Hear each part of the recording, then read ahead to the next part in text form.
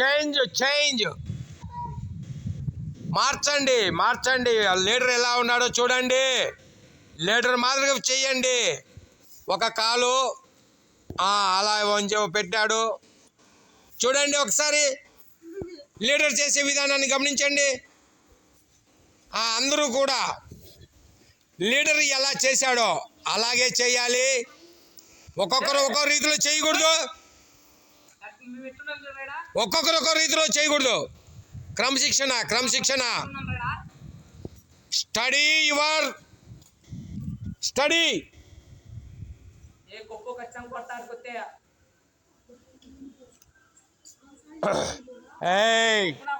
మాట్లాడుకోండి ఒకరొకరు.